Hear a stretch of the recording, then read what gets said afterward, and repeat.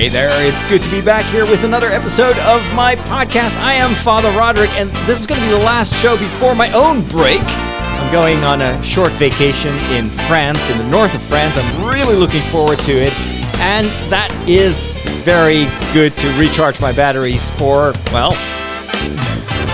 for the rest of the year. I hope you are also enjoying the summertime wherever you are on the planet, of course, because half of you is on the side of the world where it's actually summer, and then the other half of my listeners is in regions of the planet where it's much colder because it's more autumnal or even winter where you live. But I hope that you do get a little bit of a break. I'm really looking forward to going on vacation soon.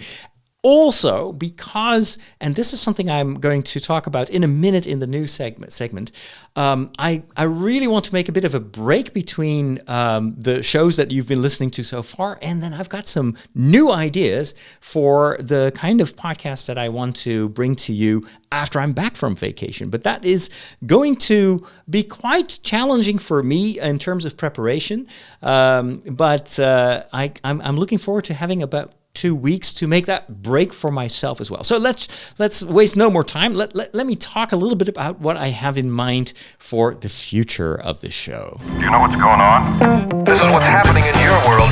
Face it, Catholics rule. We got Boston, South America, the good part of Ireland, and we're making serious inroads in Mozambique, baby.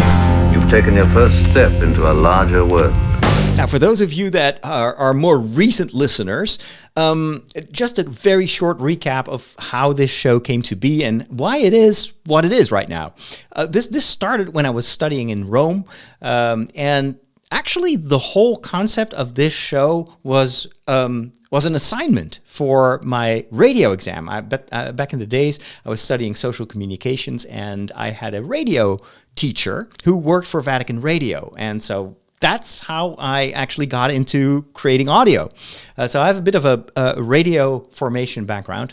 And for the exam, we had to come up with a program idea. And I came up with this idea of making a breakfast show, like a show you play early in the morning, and it's supposed to be lighthearted, to wake you up, have a bit of news, and have all these different segments. And it was very much modeled on radio shows that I would like to listen to in the morning, with a little bit of, sprinkled in a bit of faith, a bit of movies, a bit of, anyway, probably very familiar if you've been listening to this show for a while. And then that was first a daily type of podcast, and then I moved it to weekly so I could have a little bit more time to prepare it. And, of course, I started to make a lot of other shows as well. So in order to keep my sanity, I turned it into a weekly show, and the name also changed from Daily Breakfast to, I wanted to kind of keep the word break in there, so that's how it became The Break initially.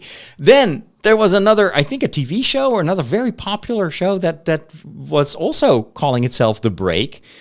And so for a while, the show had no name, it was just Father Roderick. And then ultimately that new show, which was like a huge, big budget, big media conglomerate type of show, stopped.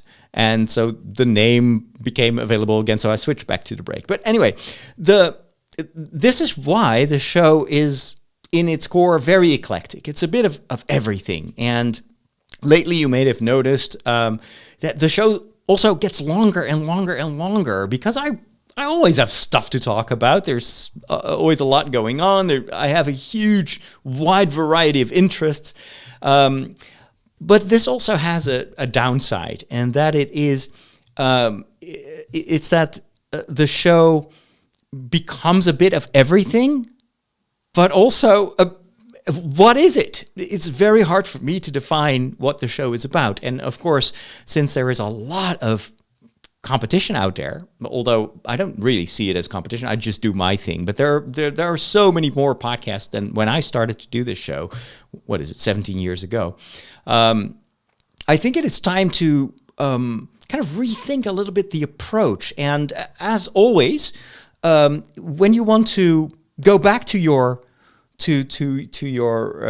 roots, that's where you usually find new ideas on if you want to make changes. And so I was thinking kind of like, what was my initial goal with this show, it was to be able to connect with an audience that not necessarily wanted to listen to a priest. I was very well aware that most listeners that I had back in the days were not parishioners. They didn't go to church, but they just had very similar interests that I had, like Star Wars and science fiction and stories and whatnot.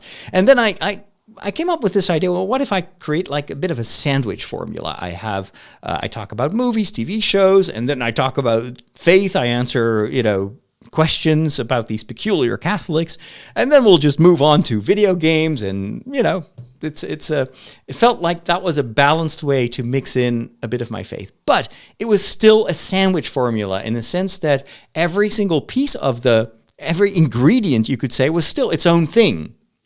It wasn't really unified. And this, I think, is why it was so difficult for me to make it kind of part of the overall thing that I'm trying to accomplish in media. As you know, one of my passions is telling these stories. For me, everything I do has to do with storytelling. This is also why I like to start this particular show with just what's going on in my life, just telling you what's new. And sometimes I will have gone to a Star Wars celebration and I will tell that story. But on the whole, the show is still these different layers that in itself don't really have much to do with one another. Whereas in storytelling, I always try to integrate everything.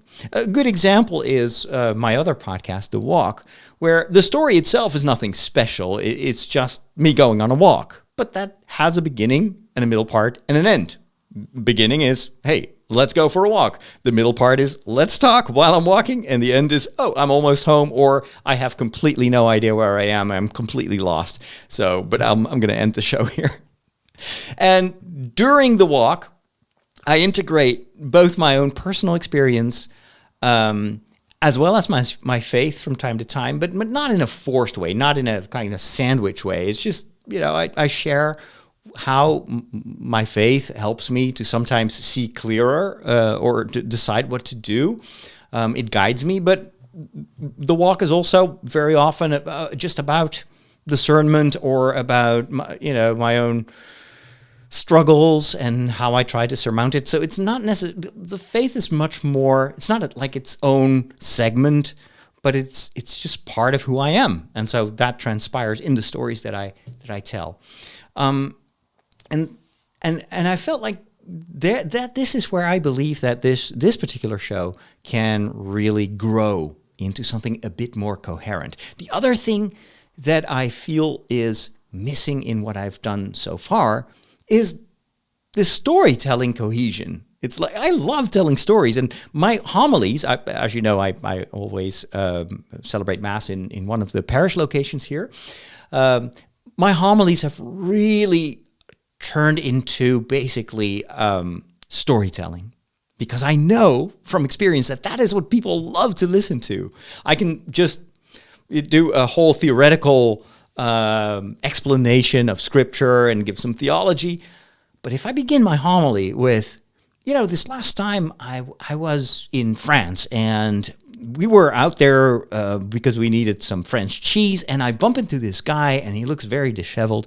Turns out that it's actually the pastor of the local parish. This has not happened.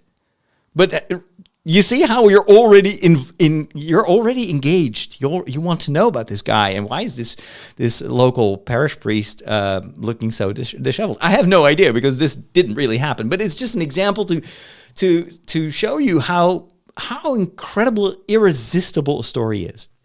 And I'm thinking, I love to do this. This is also why I love to make these television programs, because I could tell stories and I could show the story. I didn't really have to explain everything, but I could just take people with me on these adventures. I've done this also in the past when I started podcasting with a show called The Catholic Insider, where I would do that just with audio. I would just take people with me on an exploration of wherever I was on vacation, and it was a lot of fun to make. But with this show, I never really got there, because I also really care for the movies, the TV shows, and popular culture. And so, how can I reconcile all these different ideas, and how can I bring what I already do to the next level? Well, this is where I thought, not only do I have to go back to why do I make this show? It's to connect with lots of people that are not going to listen to a homily, but I really would like to engage with whoever is my listener, whether they're Catholic or not, whether they go to church or not, because I'm a fellow geek. But then so that was the initial idea behind this show. The other thing is you can also look forward. Where do I want to be? What's my ideal show? And then go back. And so what does that mean for the way I do this show and how I prepare it and how I communicate this? And so I did this other exercise this past week where I tried to visualize what would be my ultimate podcast. What is the best show I can bring you? And I'm an avid podcast listener myself. So I have a few models, a few shows that I don't miss because I really cannot resist the type of format. And incidentally, all these favorite podcasts of mine have a storytelling slant, and not always just pure storytelling, but they do tend to have this storytelling format. An example, for instance, is the Daily, which is this, I think it's the New York Times, and they do this weekly show, and it always begins with a bit of a story, with a bit of background, especially during the weekends. They have more investigative journalism, and I'm always mesmerized how they make sometimes even dry type news type of stories, much less newsy, and much more like, let me take you into this world that you may not be familiar with. And so it's I love the focus. Each episode is about one topic, and it explores it, and it has a very clear beginning and a middle part and an end. It's got some music, and at the end of the show, I'm always like, wow, I really learned something. Another example is a genre that you may be familiar with. It's a true crime podcast. I love those. I don't always listen to them, but every once in a while I get hooked on a show, and it's this story about whatever criminal that is on the loose, and they tell the story on how that got started. And a very similar genre is the kind of like history podcast, where someone, usually an expert, takes you to this event. Usually it's recent history. So right now I'm listening to a fascinating podcast which talks about the rise and fall of Ain't It Cool News with Harry Knowles. Now, Ain't It Cool News, for old geeks, you know what I'm talking about. It was this kind of Drudge Report type of mega site where they would break all sorts of news about the movies, and about very geeky movies. It was usually about superhero movies, about Star Wars, science fiction stuff. And the site was run by a guy called Harry Knowles. And he was maybe the most famous geek on the internet in the 90s. This is all kind of leading up to the Star Wars prequels, for instance. He covered a lot of that, and it became the go-to site for a lot of geeks like me who wanted to know a bit about the movies that were in production, because this was way before YouTube and TikTok and social media. So it was just that website. And this podcast tells the whole story, because that what we didn't know as geeks was that there was actually a lot going on behind the scenes of that website, and ultimately Harry Knowles got very controversial because of allegations of sexual misconduct, and so the whole thing crashed. And I never really heard of that story. I never knew it. So what I like about this particular podcast is it takes you, in various episodes through, this is how that website came about. This is how it functioned. These are the people. He interviews people that were actually working on the website. They all had pseudonyms except for Harry Knowles. So he does these interviews, and we get a little bit of more insight in those 90s. And I was there, so for me, it's like very personal. Like, wow, I remember those days. I remember the names. I had no idea that all this was also going on in the background. And then ultimately it also talks about the downfall of Harry Knowles and all the trouble that he got in, and ultimately also impacted the website. So anyway, it's just an example of a type of show that gets me really engaged. And I was thinking that for me would be so cool to be able to talk about geeky topics, but to tell a story in the same way I do my homilies, where it's always a story. And I always go back to, I start with something that I remember or something that I witnessed or experienced. And at the end of my story, it always comes back, but then I do an assessment. So and in the middle, it's all about exploring how can faith illuminate this? How can it shine a light on all this? And you get that interaction between our day-to-day current personal experiences and the experiences of the people in the stories that we read in the Bible and the stories throughout church history. And the more I get better at doing that in my homilies, the more actually I desire to do that also in my podcast. Now, The Walk has a very specific format. It doesn't lend itself very much to storytelling. I'm thinking about maybe doing from time to time these kind of Catholic audio documentaries, the way I used to do when I still had the Catholic Insider show.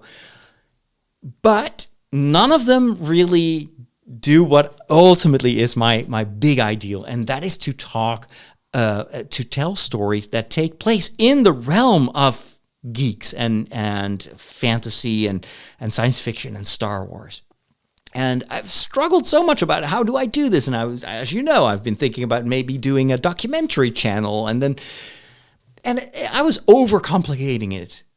And then just these past few weeks that, things are slowing down, I had some more time to think.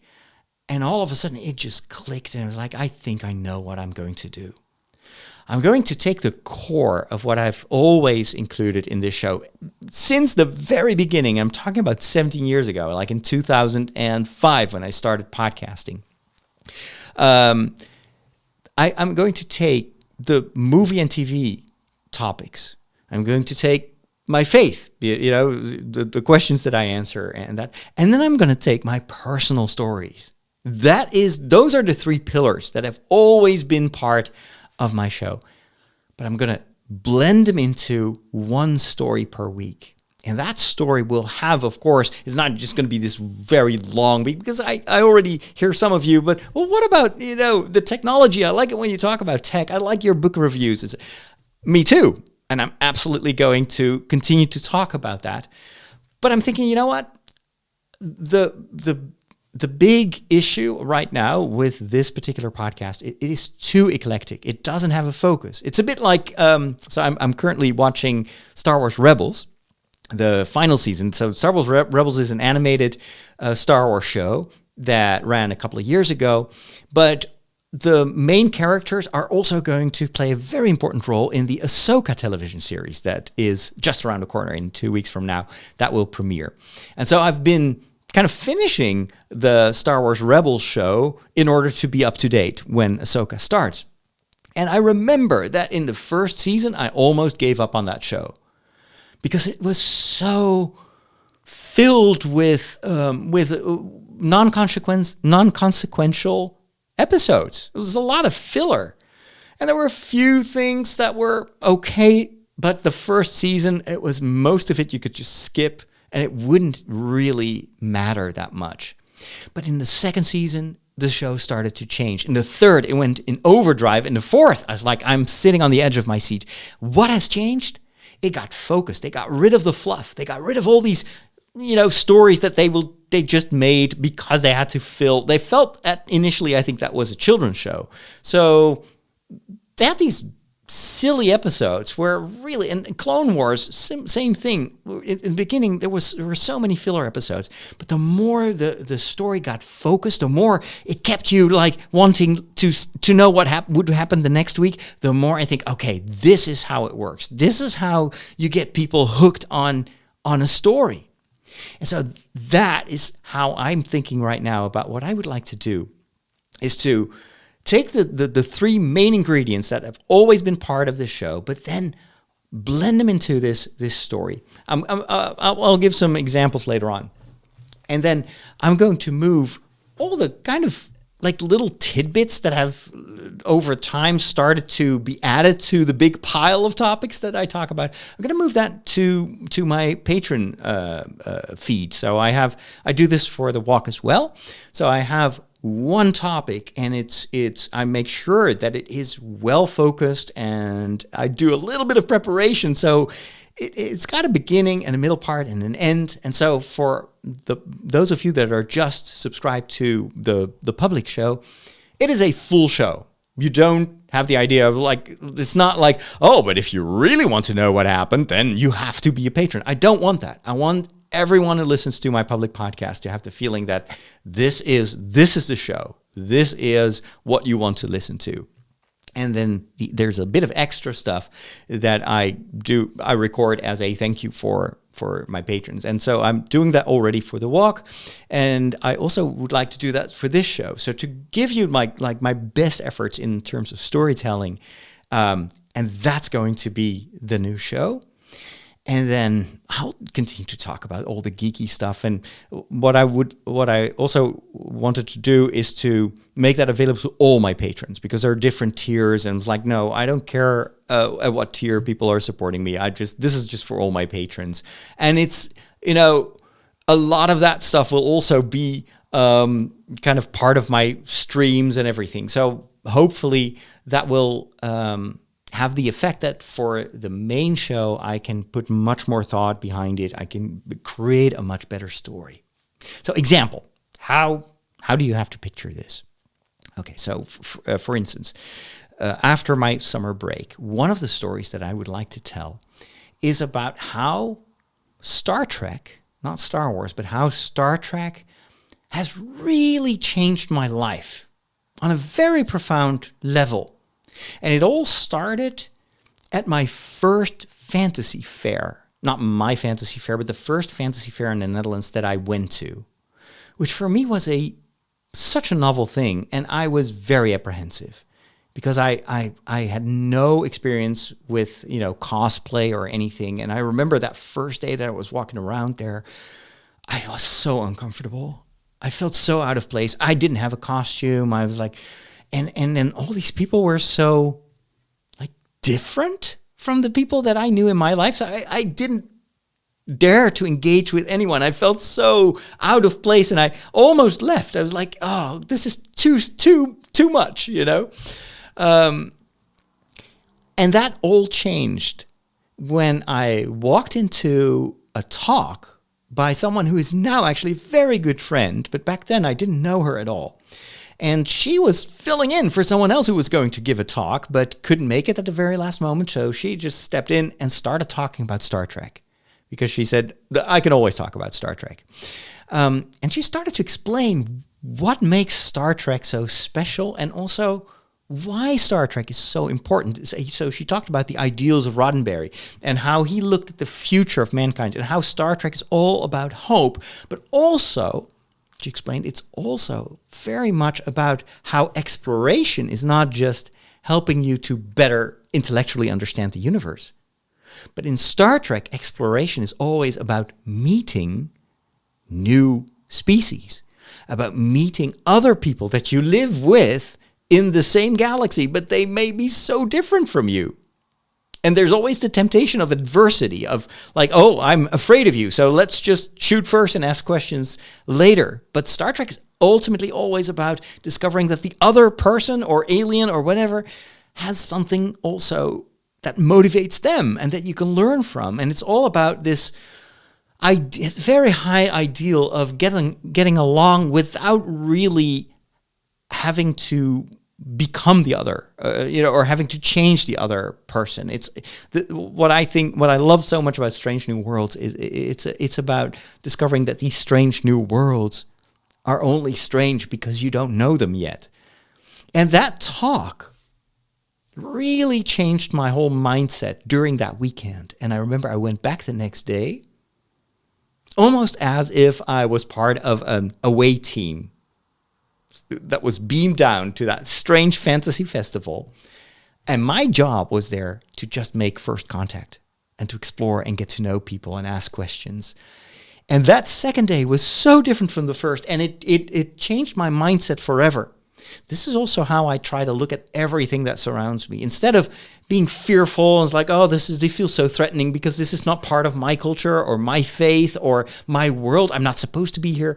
Instead, I'm much more approaching everything and everyone with the mindset of almost a missionary. I go out, and a missionary is not going to do Bible thumping on day one. No, let's first learn the language of these people. Let's first see what they need and help them. And then via osmosis, let's also share what is important to us. Their stories, but also my stories and my faith. And then ultimately, hopefully, that will all make us better and it will all help us. So, and what I'm doing in my shows on YouTube, on TikTok, here in these podcasts is exactly that. I'm trying to reach out.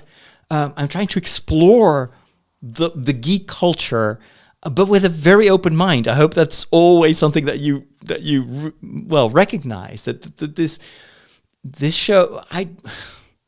That's what makes my life so interesting. It's always looking around and learning from other people's stories, and then adding my story also to their experience. So that's just one example. But so how would I tell this story in the form of a podcast? Well, I'm thinking I could just begin like I would do in any story that I tell. I want to intrigue you. So phase one is always, I need to capture your interest. I need to get you hooked. It's on TikTok. This is what I learned on TikTok. The first 5 to 10 seconds has to hook you, because otherwise people will swipe on to the next video. Well, with a podcast, of course, that is maybe not as urgent to do that in the first 5 seconds, but I want to begin with a story that is like the opening of Star Wars. The first image that we see after the opening crawl, what is it? It's the big Star Destroyer shooting at that tiny little rebel ship, and you're immediately, what the heck is going on here? And then you see Darth Vader, and you're like, what? You have no idea what's going on, especially if you go back in time and nobody has heard about Star Wars. And this is the first thing you see in that movie. And then the rest of the movie, you're like, I need to know, who is this dark guy? What's the deal with the Empire? What about these rebels? And ultimately, I think Star Wars: A New Hope succeeds in telling an amazing story about hope, about this David and Goliath story, and it is, from minute one to the last minute of the movie, you're engaged. This is why this story is still so loved by millions all over the planet. Now, I don't, of course, think that my stories will capture an audience of millions, but I do believe that if I approach the show like this, starting with a story, and then, of course, every story after the hook also has a beginning where, it's its own thing. And then you have a middle part and you have an ending and maybe even a conclusion and a teaser for the next story that I'm going to tell. So this already creates a very good format for a podcast. I always work with these small segments. Now, this segment is going on for far too long, but I felt I needed to take a bit of extra time to share these ideas with you. But normally after, 6 minutes, I would press a jingle button and we would go on to the next topic. So if I have this storytelling format, it does create these different moments. And the way I can get you from one segment of the story to the next one is by using audio, by using the footage that I record when I'm on the Star Wars celebration, for instance, or when I'm on vacation and something happens and it's like, oh, wow, I can integrate this in a story. So by integrating these audio clips, and this is why, it's going to be a bit of a challenge at first for me to get into this new modus operandi, this new kind of way of working. I'm going to have to include some of that audio from the video footage that I have, and then make sure that that I know how I'm going to tell the story, so I can find these little audio fragments. And then how am I going to include the things that you are very familiar with when it comes to this podcast. Movies and TV shows, Peculiar Bunch, books, personal stories. Well, it's quite simple. The first part of the story is this personal experience. And this can be something that happened a long time ago. It can also be something very recent, just last week. And then the second part is much more like what I do with the movie reviews, where I go more in depth and I try to analyze and sometimes also explain. But I don't want to do this just as like, here's my commentary on the last episode of Star Wars or whatever, because I cannot really talk about spoilers. And not everyone really has seen everything that I see. And I want this to be interesting for everyone. Even if you're totally not into Star Wars, I still want you to get something out of each show. So I feel like, well, I can mine these, the world of movies and TV shows for things that can help me to change me or to, I don't know, change my mindset. Just like I explained with this example of Star Trek, how actually Star Trek, and I could illustrate that with some episodes of, for instance, Strange New Worlds, that really spoke to me because it also has to do with this changing mindset and going from fear to an open mind and discovery, etc.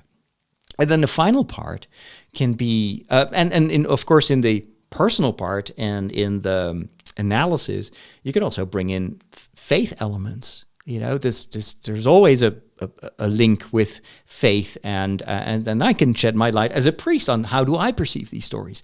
And then the final part, that can always be about, so how did this change me? What is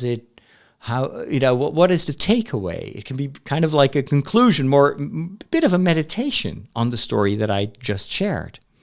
So anyway, it's still a bit in flux.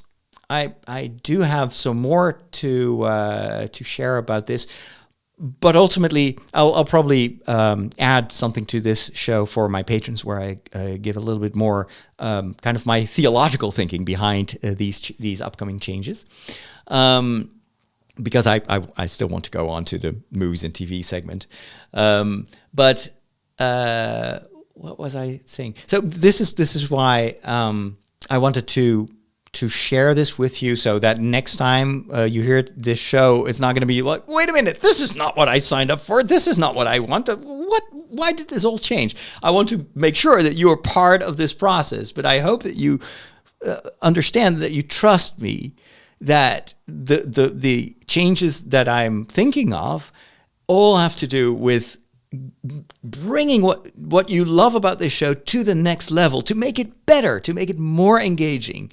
And hopefully, but ultimately we'll have to see, this can also be a reason for new people to subscribe and for people to discover these stories.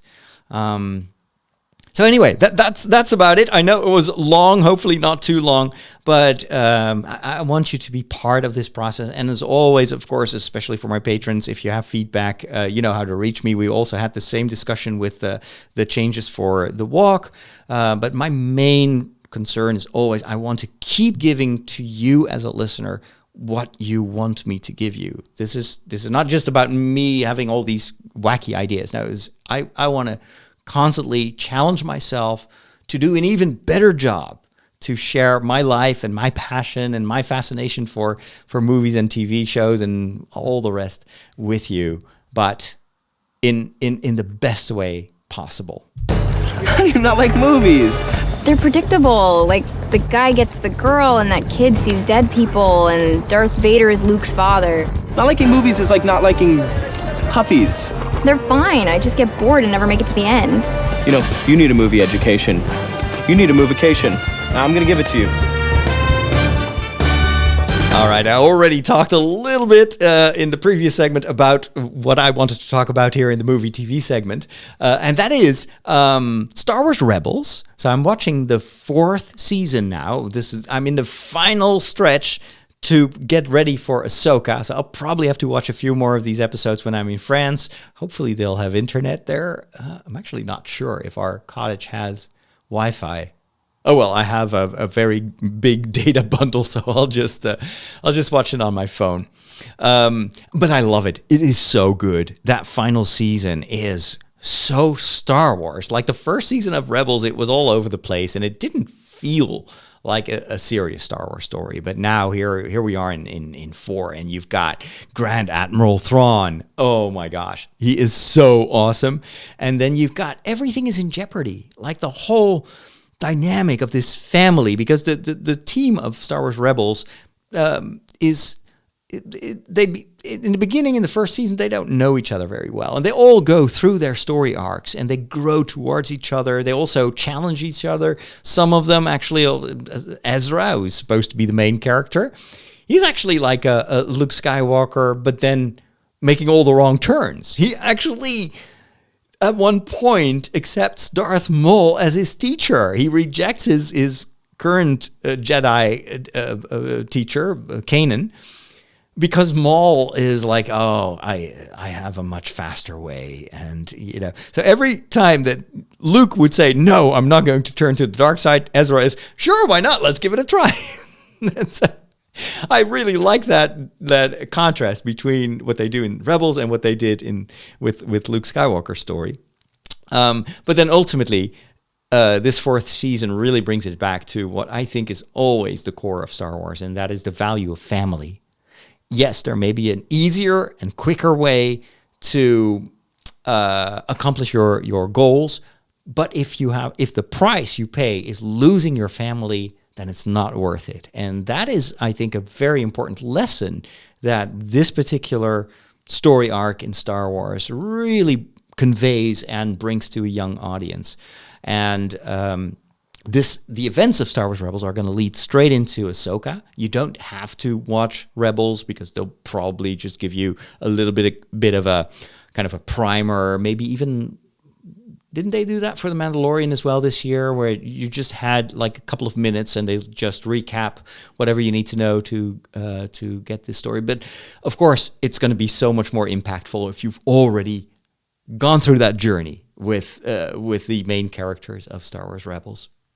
So I'm really eager to see what they have in store for us. There's going to be a 2 episode premiere, and it's going to be when I'm still on vacation. I will still be in France. So that's less ideal. I'll take my laptop with me and maybe with headphones. I don't think the other 3 priests that will join me are into Star Wars, so I'm not going to force them to watch this. But that evening, I'm not going anywhere. I'll just be sitting there and watching this. And then when I get back, of course, one of these new episodes of this podcast will be about Ahsoka and I already actually have a theme that I want to talk about. In one of the trailers that they played, maybe I do have it open here, I can play it for you. It focuses on a very central theme in Star Wars that I actually have a lot of connection with, and it is it's the master-apprentice dynamic. In my life, of course, I've had a lot of teachers, a lot of priests that played an important role, teachers that made me who I am right now as a priest, and that really impacted my mindset and my attitude. And apparently, according to this trailer, this is also going to be one of the themes, probably not the central theme, but one of the major themes in Ahsoka. So let's take a quick listen to the audio of this this teaser trailer that they posted a while ago. This is about a week old. It's called Masters and Apprentices. Always 2 there are, no more, no less. A master and an apprentice. Be mindful of the living force, young Padawan. You will be tempted by the dark side of the Force. One must destroy in order to create. Master. It's been a while. Things have changed. Sometimes we have to do what's right. Confronting fear is the destiny of a Jedi. Buckle up. Never be afraid of who you are. Pass on what you have learned. React what they grow beyond. That is the true burden of all masters. Ahsoka 2-episode premiere streaming August 23rd on Disney+. I love this particular theme. And I think there is a very important story to tell there, because master apprentices, they're all throughout Star Wars. You will find this dynamic, both on the light side, but also on the dark side. Remember, Vader also had his apprentice, tried to, at least in one of the video games he had, and he tried to turn Luke into his apprentice. Of course, the Emperor had lured Anakin into his web of lies. But then you also see the price that you have to pay if you don't have the right master. So there is a question of how do you discern what is a reliable master. This really resonated with me so much that I immediately thought of a story that I can tell about that, where I can integrate this thematic, and hopefully in the first few episodes of Ahsoka that will already be kind of part of the story. So the story that I want to tell hopefully also has a bit of relevance, kind of a bit of a topical aspect to it. But wonderful theme. And, well, as I said, you'll have to probably wait for that particular episode of the podcast to see why that resonates so much with me. There's so many lessons that I've learned in my life about, first of all, being an apprentice, but then I'm now at an age where I'm actually also sometimes in a role of a master or a teacher. And so that both these... It takes a lot to be a good apprentice. It also takes a lot, of course, it's a huge responsibility to be a teacher, to be or to have mastery over things, because I'm challenged to pass it on, but I need to do that in a good way. And it's not just knowledge; it's also by the example that you show and the way you live your life. That is usually, I'm already kind of talking about everything I wanted to bring into that story. But what I've learned most about my teachers is not what they taught. It is how they live their lives. Anyway, enough about that.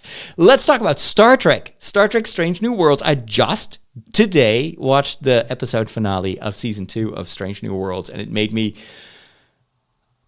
I'm so in awe of what they did. It made me even more a fan than I already was. For me, this is the summit of Star Trek. I don't think that there's ever been a Star Trek series as good as Strange New Worlds. Now, of course, not everyone agrees with me, but I feel like this is so much better than I thought they could pull off, especially after the more or less disappointing Discovery television series. Something has changed, and this is the kind of storytelling that I think will bring Star Trek to a new generation. And I think Strange New Worlds will be beloved for decades to come. This final episode, the episode that preceded it was also genius. I don't think I've already discussed it here on the show, but it was a musical episode. Now, this is in a long-standing tradition that started, I think, with Buffy the Vampire Slayer. Buffy was a series about a young girl in high school, but she was actually also a vampire slayer. And so it's a mix between like her day-to-day school stuff and friendships and love interests. And then by night, she has to plunge wooden stakes through the hearts of all sorts of monsters and vampires. And so in one of the seasons, they did a musical episode where everything is sung. It's just like a Broadway musical. And there have been other shows that have done the same. And when I heard that Star Trek Strange New World was going to do this, I at first was very apprehensive. Like, I love musicals, don't get me wrong. I love Star Trek. But that sounds so cheesy. How could they possibly justify that? I mean, what if you were watching, I don't know, an episode of The Mandalorian, and it would be a musical episode, and all of a sudden it starts with a song where the Mandalorian takes off his helmet and is like, "Good morning, Coruscant." That's not going to fly. But they did such a good job explaining how this crew all of a sudden start singing and why that still makes sense. Of course, it's done a little bit in a like a techno-babble explanation, but at least they really put some effort in explaining why this happens. And actually, it becomes part of the story because not everybody wants to be singing all the time, because it turns out that singing is also helping the crew members to express themselves in a way that they would never do verbally. I'm thinking that is so smart. Sometimes our feelings, even faith, can be so beyond what you can express in words that you need art. That is why we have painters. That is why we have composers. Art, poetry, literature, we have these tools to express things that we cannot express in just intellectual discourse. And I thought it was beautiful, again, a beautiful message. And at the same time, I love the songs. It's the whole album is available on the various music platforms. And I've been having the soundtrack of that particular episode on repeat. And when I watched the episode, it's like not every song works for me because it's very much kind of the current trend when it comes to musicals. But it's just because I'm kind of old-fashioned and I like the older. I'm just old. So I like old stuff. But it's growing on me, and now I'm singing along with a lot of these songs. It is brilliant. So I kind of didn't know how they would follow up a very fun, almost prestige episode like the musical episode with a season's finale. But boy, did they do a good job. They really amp up the tension, the stakes, and they introduce an old and new enemy. One of the classic fights in the original Star Trek series is between Kirk and the Gorn. There's this guy in a suit, and it's not very convincing, to say the least. Well, they did have the courage to go back to the Gorn, reintroduce them as a villain here, but they did upgrade the whole way these creatures are visualized, and I think that I'm okay with that. Just as you don't want the Enterprise to have the same kind of bridge that it had in the 60s, you do also renew certain things, even though it kind of formally breaks canon. But I think what they did is to just take this important alien race from canon and just present it in a new way, and I am totally fine with it, because actually the way in which the Gorn are presented in this episode finale is so superior to what they could do in the 60s. So yeah, I'm all for it. It does break canon a little bit, but it does it in such a great way. Plus we get introduced to another crew member that we know from the original series. I'm not going to spoil it, but it is glorious and is so cool. I hope that actor will have a recurring role in the next season. And one final word of warning, if you haven't seen the episode yet, it ends with a massive cliffhanger. And it's like, no! I want to see the next episode, but we have to wait not just a year, but probably because of the writer's strike and the actor strike, we may have to wait 2 years to see what happens next. It's just too much. Oh my gosh. But how I felt about this cliffhanger and my desperation was also kind of the other side of the medal of a fantastic final episode and an amazing season. So again, if you haven't seen this yet and you are a Star Trek fan, don't miss out on this. Please, please, please find a way to watch these episodes, because it's the best Star Trek that I know. All right, that's all I wanted to share with you in the movie TV segment. Let's very quickly move over to the Peculiar Bunch.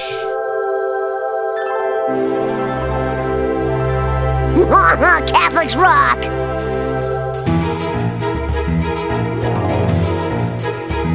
Now, for years here on the Peculiar Bunch, I've always tried to answer your questions about these strange Catholics and their even stranger habits.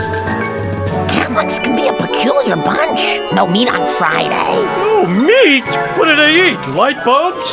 And, of course, I'm going to continue doing that and tell you everything you always wanted to know about Catholics, but you were just afraid to ask. Man, you guys got more crazy rules than Blockbuster Video. The only thing is, and you probably already saw this coming, this particular jingle and this particular segment would be, as they say in German, a Fremdkörper, so a strange alien body in the context of a narrative podcast. So I'm going to integrate my faith into the story that I tell as a part of the story. And I'm going to move the Q&A type of stuff to the Patreon feed, because that's actually also where I get most questions. It is in the faith section of the Discord server. So then maybe also every once in a while I can go on a live stream and do a live Q&A. So I'm not giving up on answering faith questions. It's just that in the narrative show, this wouldn't really work. Now another thing that I've been thinking of is, in fact, no, I have to correct myself. Yes, maybe the occasional Q&A stuff will go to the Patreon feed, but I was thinking, you know what? I already have a feed where I would talk about faith and popular culture, and it was called The Gospel for Geeks. It still is called The Gospel of Geeks. Now, this was initially just an extra service for people that this started in the pandemic. When a lot of people couldn't go to their local churches. And so I was streaming Mass for about a year and a half from this room. Actually, I had a small altar here where I now have all my equipment, and I would stream that every Sunday. And in my homilies, I would always start with a movie or an episode of Star Wars or whatever. And then I would connect that to the gospel and then try to see if I could explain the gospel through the story, and vice versa. Maybe the Bible could shed some lights on the stories that we love. But a lot of people weren't able to watch the live stream, or maybe it was too much. Not everybody wants to sit in front of a computer for an hour and watch a Mass. But the homily was always something that people seemed to appreciate. So we captured the audio of that particular homily, and I would just post those in a feed, or Inge would do that actually for the community. And so you would just have a feed with that. And I was thinking, well, maybe I can still bring this, faith segment to a public audience and not put it behind, the Patreon, patronage. If I, for instance, would record every week a short commentary on the Bible readings of the next Sunday. So, as you may know, the Catholic Church has this reading schedule, and every week, this is a 3-year schedule, and over 3 years, you go through the major Gospels and also a whole lot of very important Old Testament stories. And so, I was thinking, I can probably, some Protestant churches also use that same schedule, because it's, I think, very well done, and it really helps you to read the Bible on a weekly basis. So I was thinking, well, that for me is not too hard, to sit down and to record just some geeky thoughts about the gospel. This is what I always do. I have to prepare my homily anyway, and my brain being this big association machine, it's not going to be too much work to come up with some parallels between the Bible readings and the movies and TV shows that I watch, or maybe even video games. So I was thinking, well, you know what, and then I would just post that in the Gospel for Geeks feed. So it would still be, if you're a patron, you would still get the break or the whole show, because I'm just going to record it in one go. But for those of you that are not patrons or don't want to become patrons, that's fine. It's totally understandable. You would still have access to the Peculiar Bunch segment by means of the Gospel for Geeks feed. So I'm still kind of, because I also have to integrate that into my routine. But that's what I'm hoping to do also after my vacation. And there's one thing I want to share with you today, and that is how do I approach the Bible? Because there are very different ways in which you can read the Bible, just as a history book. But it's not very reliable history, as you know, because a lot of the Bible stories didn't really occur literally as they were written down. These are stories. And oftentimes they were written down decades, if not centuries, after the historical facts that form the basis of those stories. But in the meantime, a lot of context has changed. A lot of reasons to tell the story in a certain way have changed. So for even with the Gospels that are very recent Bible stories, of course, relatively recent, there's a huge difference, for instance, between John and Matthew. Matthew writes for a Jewish audience, or an audience of early Christians that came from a Jewish background. And you can see that in the way he structures his gospel, and in the sometimes also in the way he narrates, he recounts certain events of the life of Christ. John is more of a theologian. He takes a step back and wants to tell an even bigger story. Mark and Luke are much more factual, and Mark especially is just almost like, okay, let me think back, and okay, this is what happened, and then this happened, and this. So it's more chronological. It's closer kind of to the original events. But so for me, that's never been a problem, because every interaction with Scripture is always a negotiation to a certain extent. You read the Bible, but you never read it as is. When you read a story, it resonates with you. You can relate to it or not. And that depends on your story, on your life. And so in the Catholic tradition of reading Scripture, there's always been this effort to go beyond just the literal sense of the text. Of course, you begin with, okay, what do we read and what did it mean back then? But then you start to discern the context. So what was the context in which this story was actually passed on? What was the context in the life of Jesus in his time? What is the context of the tradition throughout history? How have people read this story over the centuries? How are we reading this today? How does this relate to my story? And so sometimes, because my story is very different from the story of generations before me, I will sometimes maybe focus on one particular thing that really speaks to me, which may not actually be the main focus of, or the original intent of the writer of the gospel back then. But I believe that in the Catholic tradition of reading Scripture, it is legitimate to also rediscover and read it through certain glasses and from a certain perspective that may not have been the original perspective of the gospel writers. But that is not a problem. That's what we always have done, and to a certain extent, even the Bible writers do that. Instead, I even think that enhances our understanding of Scripture, because all these layers, it's like I've often likened it to an interpretation of a classical piece of music. If you would only play it as is, just the notes, it's not music. So every interpreter, a pianist or a conductor, will add his or her own interpretation to the music.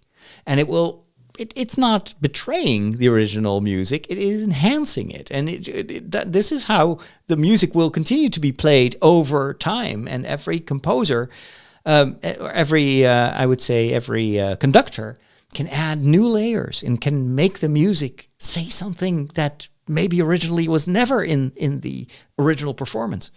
So anyway, this is how I would like to, this is also what legitimizes my kind of geeky spectacles or glasses when I'm looking at these gospel stories and these Bible stories. I think that likening it to popular stories that we're very familiar with can sometimes give a new entrance into the understanding of what this text has to tell us today. And as long as you are aware that every reading of the Bible is an interpretation, is a negotiation with the original text, I don't think there is a problem with that. This is what the church has always done and will continue to do, because that's why the Bible is so special. It can speak to any time, any place on earth, any generation. Maybe even if one day we will discover other alien races, we can tell them our stories. From there once was this planet a long time ago in a galaxy far, far away from your planet, and there was this guy named Jesus. Let me tell you about him. I don't think I'll see the day when that happens, but anyway, it's just this is kind of what I hope to do very, very soon. All right, very quick wrap up, and then I'm going to record the final few minutes for my patrons about what's next after the summer holiday. So let me just end with the technology segment here. We are on the cutting edge of technology. Wow. Well, what does that mean? Just plug it in. It's going to say, hey, I see you plugged in a new device. And it's going to load in the appropriate drivers. You'll notice that this scanner build, Well, all your technology stuff, it just ends in disaster. But there is one more thing. Yeah, the one more thing has to do with my vacation. There's always one piece of technology that I want to take with me. Last year, I took way too much with me. I had my iPad, my phone, or multiple phones even, and my laptop, iPad, iPhone, recorders, cameras. Like half of my luggage was equipment. This year, I just want to take one more thing in addition to my socks and my underwear and my other clothes. Don't worry. And of course, what is it going to be? Well, I think that this year it's going to be my iPad, because that is what I use for almost everything. But next year, I'm almost certain it's going to be my iPhone. I've been waiting a year for the next iPhone. The iPhone 15, you may remember me talking about the iPhone 14 and how much I was impressed by especially the camera abilities. So one of my patrons has already made a donation, so I can actually get the phone that I need. But I said I was going to wait for the iPhone 15 because of the USB-C port, since I think this is going to be probably my main camera for a lot of the stories that I want to film. Data transfer via USB-C is way faster than through the lightning cable, and speed is important when you have to edit a lot. So this is the one thing that I didn't want to that I didn't like about the iPhone 14, but this year it's going to have USB-C, and I'm ready for a new phone. I'm very happy with the iPhone 10 that another listener has sent me. That was wonderful to already kind of move back from Android to the Apple sphere. But as you may know, the cameras on the iPhone 10 are really old, really, really old, and I wouldn't be able to use them for anything professional. But that is probably going to change with the iPhone 15.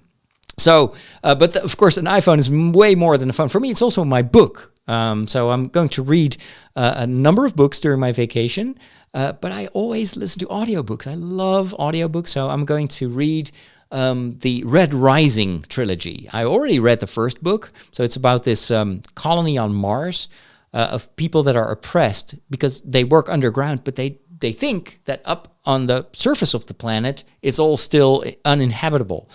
But in fact, it is completely colonized and perfectly fine there, but the rich are not telling the poor because they are being exploited. And then one of these guys infiltrates into the high societies of this upper world on Mars, trying to make things right. And so the whole Red Rising trilogy is about that plight. I've read the first book and then stopped. So I want to finish the trilogy now.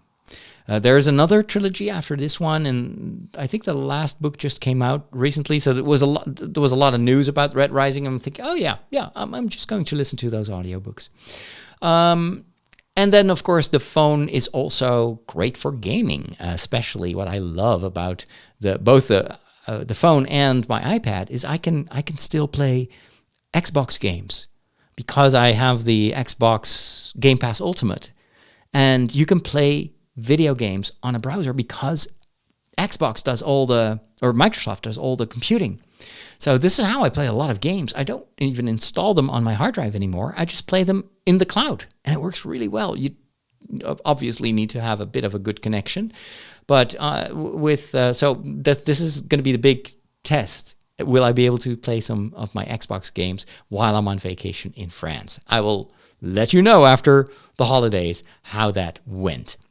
So speaking of video games, just two I want to mention really briefly. I don't know if they're available for all platforms, but I had a ton of fun playing Arcade Paradise, which is basically you having to take over the laundry shop of your dad. And then gradually, this takes place in the 80s, I think, you gradually turn it into a profitable video game arcade. But the thing is, it's in 3D, first-person perspective, and you actually get to install all these arcade games, and all of the machines are spoofs of existing games. And I've had so much fun playing all these games that I remember from my youth. As I said, I am super old. So I remember playing these games in the real arcades, and this game was transporting me back to my younger years. It was a ton of fun. And I'm also hooked on a silly little kind of bits, like 8-bit type of game called Vampire Survivors, which is a bit like Gauntlet. Do you remember that game? So you're surrounded by all sorts of vampires and zombies, and you are a warrior or a mage, and you have to, at first you don't have any powers, and then gradually you have to survive the hordes, and you get strong. It's a very silly game. Man, so addictive. I can't stop playing. It's actually so addictive that it's dangerous. The game itself works like as if you've been bitten by a vampire, and then you just want more. And with that, let me wrap up this final episode of The Break. As you know it, in fact, I'm super excited about the new style of this show. You don't have to do anything, by the way. Just keep subscribed to this feed. And then when I'm back from vacation, in a week or 2 or 3, I will start this new phase in my podcasting endeavors. And I will work really, really hard to make sure that it is everything you want. And if you want more, well, you know how you can get access to the space. So patrons, please stick around, because after the final jingle, when the piano man is done, I'll talk a little bit more specifically to you. But if you want to join my Patreon community, and if you like what I do and you want to help me continue to do this, then join the Patreon community. It's patreon.com/Father Roderick. And it's a fun community. I love hanging out on Discord, and it is one of the things I can't always do in a weekly show, is immediately react to, for instance, the season finale of Star Trek. But on the Discord server, we always gather there whenever we've got something cool, or like a new video game, or someone bought. This is how I got a Steam Deck. It's like all my fellow patrons who are like raving about it. And so it's a fun place to be. You can be there too. Just go to patreon.com/Father Roderick. God bless.